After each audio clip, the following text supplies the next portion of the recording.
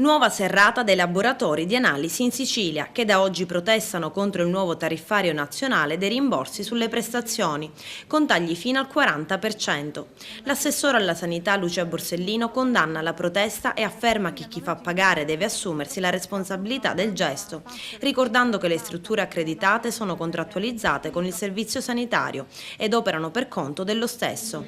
Ad aumentare la tensione tra specialisti privati e Regione anche la querelle sulle quote di rimborsi erogati, che secondo la giustizia amministrativa non sarebbero dovute. La Regione ha disposto il recupero delle somme con un prelievo forzato sui budget stanziati con una norma della finanziaria. Negli ospedali intanto scoppia il caos, sono migliaia i pazienti che per effettuare analisi e prestazioni in convenzione si sono rivolti agli ambulatori pubblici, già in difficoltà per smaltire le richieste ordinarie. E oggi ad Agrigento è scattata la protesta degli ausiliari che chiedono la stabilizzazione. Sit-in davanti alla direzione dell'ASP. Le nostre richieste sono che venga revisionata la nuova graduatoria, che chiamino dalla vecchia graduatoria che si è fermata a 331 e che facciano le cose giuste.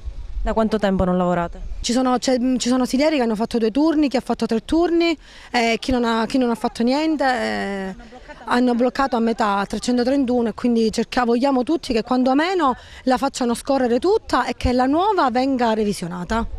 Ad Agrigento quanti siete ad aver perso il posto di lavoro? 400 persone quasi, ma infatti noi siamo qua oggi non per fare, perché è una lotta contro i poveri che stiamo facendo, siamo qua per lottare per il nostro pane, cioè per il posto di lavoro, che facciano le cose giuste. Siccome hanno fatto questa graduatoria nuova e ci sono state delle anomalie enormi, Quindi ci sono state nuove assunzioni e quelle vecchie, cioè voi siete rimasti senza posto di lavoro? Perfetto, siamo automaticamente buttati fuori.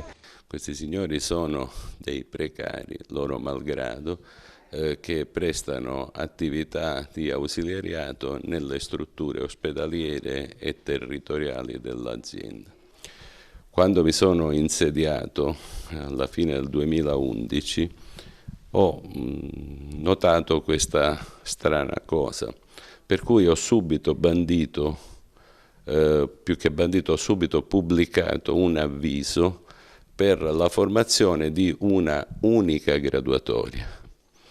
Da questo i malumori della gente. Io sul piano umano non posso che essere dispiaciuto per la perdita di chance da parte di alcuni, ma la legge mi impone di adottare un'unica graduatoria e che abbia validità di legge.